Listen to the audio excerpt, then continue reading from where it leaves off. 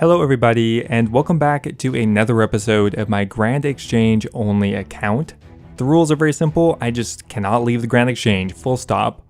The only real restrictions are I can't trade other players or pick up items that other players have left on the ground.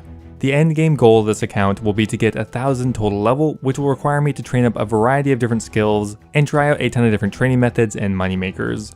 Thank you again for all of the support on the first 2 episodes. As always, if you are enjoying the series, don't forget to leave the video a like, it always helps out a lot. Thank you so much, and let's get started.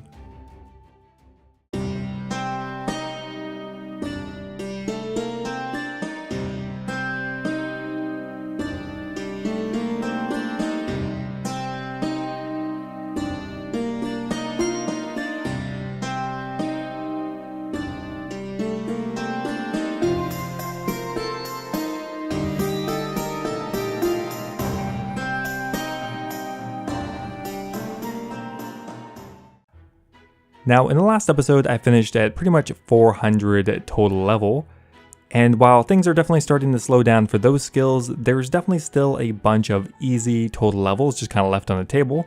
Now, some of the obvious ones are Herblore, that's still level 3, so we still have a lot of progress there. Firemaking is incredibly quick and still really low level. I was focusing on the skills early that would make me money, but now we're going to transition onto those that are going to cost some money, but we have about 6 mil to work with. Okay, well, I'm still kind of budget training here. We're cutting down regular logs and burning them for our first few levels. It's not so much that I think logs are too expensive, but I did want to try my luck at getting a random event to spawn, and according to the wiki, the only place to do that is outside of the gray inner circle at the Grand Exchange. Now, there's no guarantee I would get one after an hour, even if it was able to spawn, so I'm going to channel my inner Ultimate Ironman and see what level we get to. Okay, so I've been here about 45 minutes, no random event yet, but with that said, we managed to get all the way to level 30 firemaking, which is a good chunk done with already. We can now burn willow logs, which is going to be a really cost-effective way to level up firemaking until we unlock maples. Alright, so I spent about an hour and a half here, and no luck on a random event. It is possible that they just can't spawn here, but I swear I have gotten a random here before, so we'll have to see. Well, there's another beginner clue, and I kind of need to do some research on where the clue step is at the Grand Exchange, but oh my god, is that it? No, Reldo, oh my god, that's just kind of rude. Come on, that's so close, goddammit. I could literally just go over to the east side and kind of yell at him, and maybe he would give me the casket. No good though, we gotta drop it. Now, we've spent a lot of time buying the supplies for the next pie, but we're not quite there yet. So in the meantime, while we finish buying all of the different items for the wild pie, there are a lot of them and they're kind of weird. We're going to go work on Herblore. Now we just got to level 9 just on attack potions, but the most cost-effective way for me to train it, at least through the early levels, is actually going to be making anti-poison potions. Now unfortunately, for the most part, Herblore is very expensive, so no matter how I go about it, I will have to spend a lot of money at some point. But for now, we're doing a fairly cost-effective training method. We're going to start with 3,000 Marital Potions and 3,000 Unicorn Horn Dust, which may only be around a 300k total cost, which will be a good start to the skill. Now, we're only a couple hundred potions in at this point, but we're already going to hit level 30 Herblore. Now, while I was complaining about how expensive Herblore is going to be, there are moneymakers in the Herblore skill, and they can actually be pretty damn good. So leveling up the skill is going to be worthwhile. And the higher Herblore level I can get, the more money I can make from it. Okay, another chunk of potions are done with, and that is going to be another good milestone level. That is going to be 40 Herblore. That brings us up to 462 total level and also unlocks us the Irit Leaf, which we can now clean for profit, or we can make unfinished potions. Okay, a pretty solid chunk of potions later, and that is going to be level 50 Herblore, and we're not even done with the 3000 yet. We can now make fishing potions, which I don't think anybody in the right mind would want to buy those, but you know what, we got the option. And there we go, that is all 3,000 potions done with.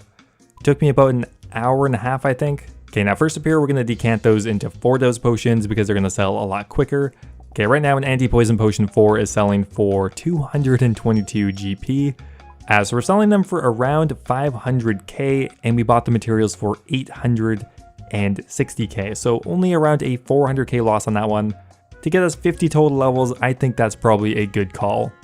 Now finally, all of my supplies have bought for the wild pie. That took probably 3 days. It's made of raw rabbit, chompy meat, and bear meat, I think. Definitely some weird stuff. Now, this is by far the most complex pie to make, so listen up everybody. It's not simply one ingredient.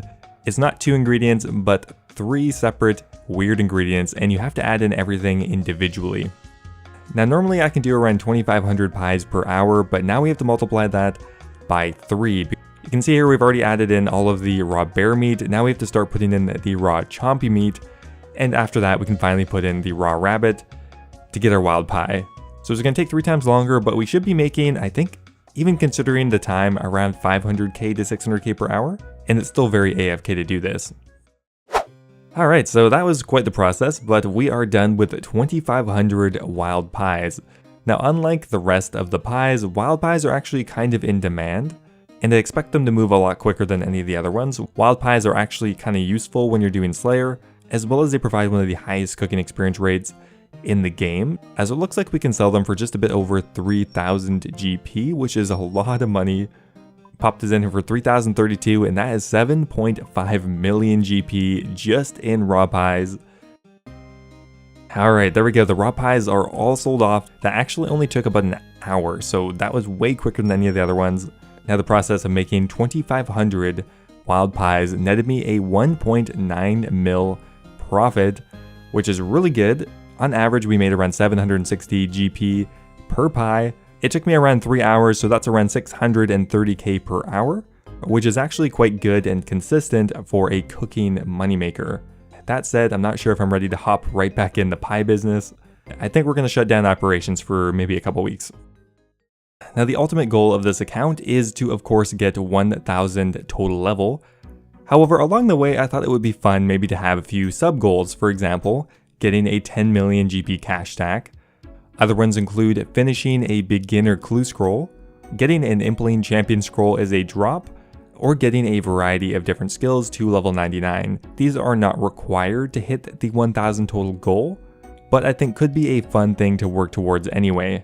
Let me know if you have any other ideas for account goals that can be completed without ever leaving the Grand Exchange. Hopefully we can tick at least one of these off today.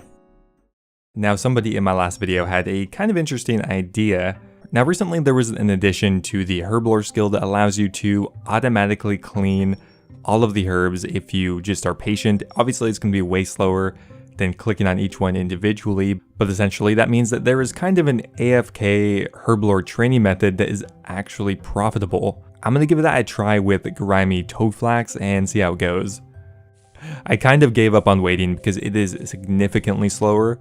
And I'm not gonna lie, I'm actually getting decent Herblore experience. The problem is this is kind of a terrible method. I'm getting 75,000 XP per hour, and I'm probably gonna profit some money, but it hurts my wrist so badly, and I don't think it's worth it. It would be kind of hard to keep this up for even an hour, so I don't really think this is sustainable. Well, that was kind of terrible. I imagine maybe when you get up to the higher level herbs, maybe at that point, you could just AFK it for a reasonable amount of Herblore experience. But Toadflax really just has not given me enough experience. Think we're going to profit a bit of money, but not a significant amount. Okay, so we're going to train an entirely new skill here while we wait for our Toadflax to sell off, and that is smithing. Now there's only one way for me to train smithing here, and that is through the superheat item spell. Unfortunately, I don't have an anvil, and I don't have access to a furnace, so this is going to be the only way I can train it. Now unfortunately for me, superheating items is not profitable and is actually kind of expensive, especially if you only consider the smithing experience. I'm going to be getting a lot of magic experience, yeah, but I mean, let's see how much we get here. 6 for that. Okay, so this is going to be pretty damn slow and an expensive way to train up smithing, but it's our only training method, and it will get quicker as we unlock higher level ores. We're going to start off with 400 copper and tin, which should get us up to, I think, 15. So we're going to give this method a shot. Okay, so the smithing experience is god-awful, but the magic experience is not half bad. It's around 70k per hour. So this could be a viable way for me to train up both of the skills, and, well, it's completely necessary, so there's no way around it. There is 15 smithing. We can now do iron, which is actually a little more cost-effective and better experience, so that will be good to get done with. part of my endgame plan, I'm only hoping to get smithing to level 70, which seems pretty doable even with kind of terrible experience rates. Now, I'm not sure if you guys have noticed yet, but I have not really done any flipping, and there's kind of a reason for that. My philosophy last time I think is still correct. I think it's going to be a lot more interesting if I don't do things like direct flipping. It's going to add a lot more variety, make it a bit more challenging, because otherwise it would just be me here for a couple weeks or a month, get a few 100 mil, and then just buy out all the skills immediately. I think this way is going to be a lot more interesting. So this thing I'm doing here is probably the closest thing I'm going to get to flipping on the account, and that is potion decanting. Essentially what we're doing is buying the 3-dose potion for a reduced price, decanting it here with Bob into 4-dose potions, and selling it for a profit. Now look at that, we bought 2,000 magic potions for 136 each. Now we're looking to sell them for 450 each. That is a massive profit actually. We're getting like 100% ROI on that or more. That's kind of abnormal. Okay, so here's a really good example of it in action. We went ahead and bought super energy potion 3s. It took about 20 minutes for all of them to come through. We went ahead and decanted them, and now we're going to sell them for around 2,700. Immediately sold for a 238k profit. That is not bad for a few minutes work. Okay, so now I have a really interesting idea for something we actually just unlocked the ability to make, and that is the dragon crossbow. Now to make a dragon crossbow, you need to buy dragon limbs, and then you attach a crossbow string and a magic stock to it. So there we go, we got a pair of dragon limbs already. That did not take very long at all. Now all we need to do is buy a magic stock and a crossbow string, and then we can just attach them together. Now I actually don't quite have the fletching level yet, but luckily we can eat a dragon fruit pie and we're able to make it at our current level. Okay, so we ate the pie, and now we're just going to use the stock and the crossbow string on it. And there we go, we got a dragon crossbow, easy as that. I think if our calculations are correct, we should be able to sell that for around 100k profit. Yeah, we'll just dump it in there for 1970.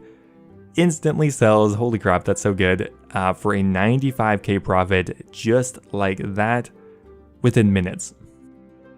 Alright, so look at this guys, we sold off all of our magic potions, actually for a massive profit of 403k. That is very fluky, I'm not sure how that happened, but yeah, we bought them for 271k, so that's massive. And we also have another 2 dragon limbs to turn into dragon crossbows here as well. Okay, so we'll eat the pie, combine these two together again, get a token amount of fletching experience, drop these in the Grand Exchange for the same price again, and they will instantly sell. That is another 190k in profit, I think. Oh my god, that's so good. Okay, that is really weird.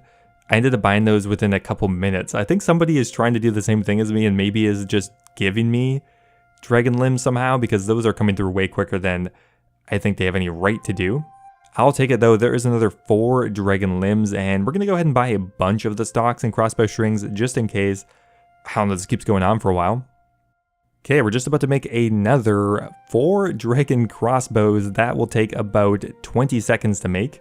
So yeah, we'll dump them in here again, and they instantly sell. That is 380k in profit. I am very shocked by this actually.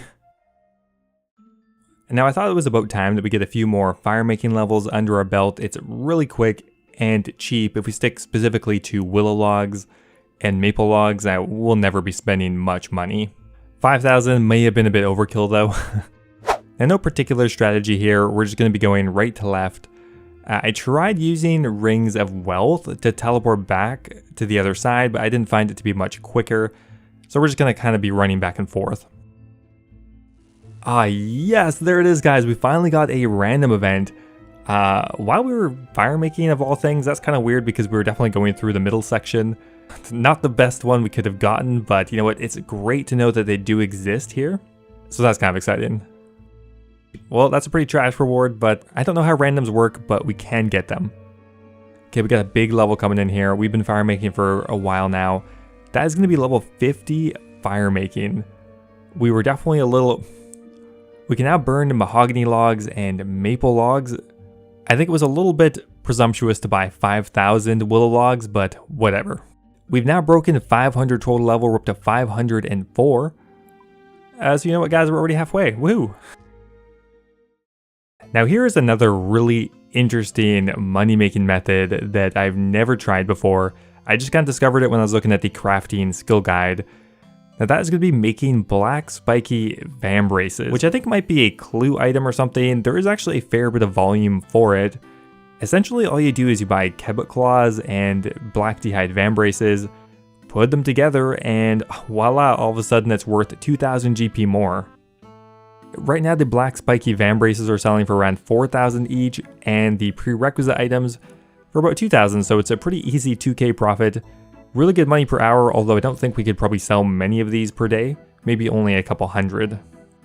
Okay, so we started with 45 of them. We're able to sell them for around 4,100, and you can see there we bought the other items for around 2,200, so a really good profit.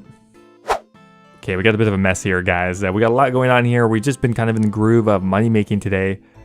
We've been doing a lot of potion decanting, vambrace creating, a little bit of everything. Now to begin with here, we have the super energy potion, which we ended up getting 150k in profit on. Not too bad. The other potion decants weren't that good. I don't think there's a notable profit there.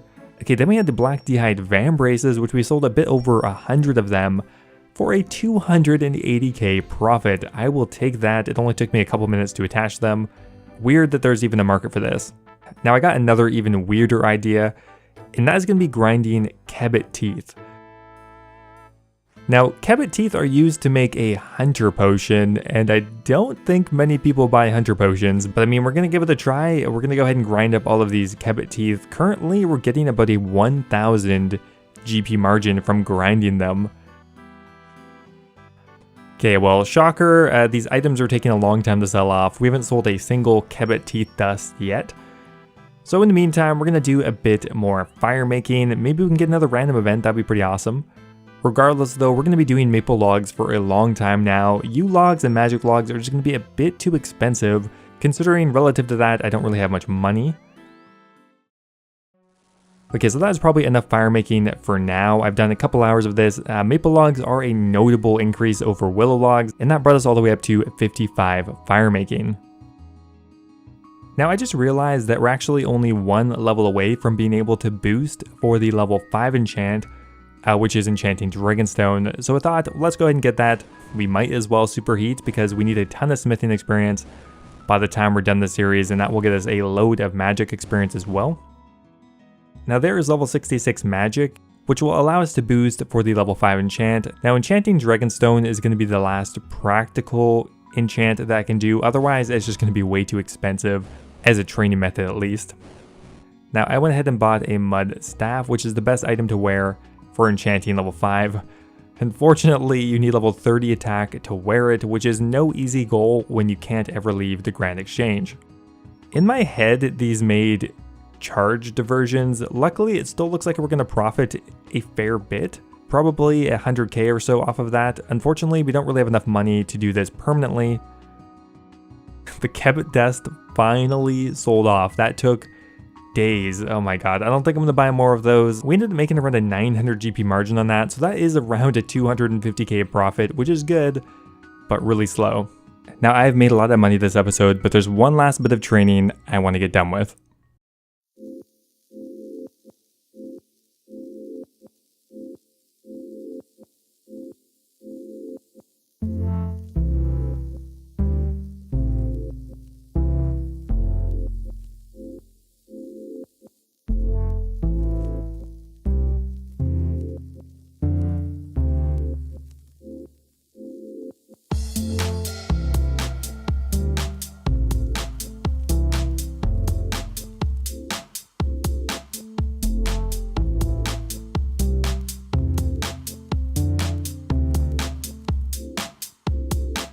Now that's going to be a massive milestone level coming in here, our level 80 Fletching. We can now make the magic short bow, although we probably won't because you don't make much money from it.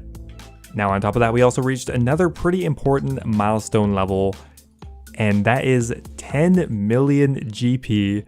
Actually, we're probably quite a bit above it. There's our first green cash stack of the account. We've been saving it for a while now, so it's awesome to finally see that. With everything, it looks like our bank value is around 12 mil now actually. So there is our very first sub goal completed, and I think that's where I'm going to end it today.